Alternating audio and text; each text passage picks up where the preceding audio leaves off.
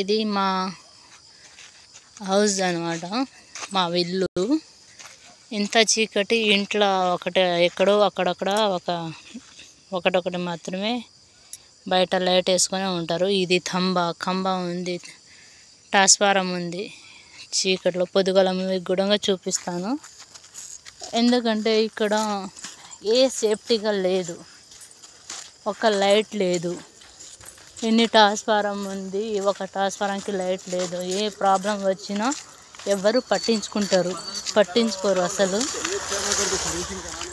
ఇక్కడ నుంచి main line ఎంతవరకు ఉందో అస్సలు పూరా పెద్ద రోడ్ వరకు అసలు ఒక లైట్ కూడా లేదు.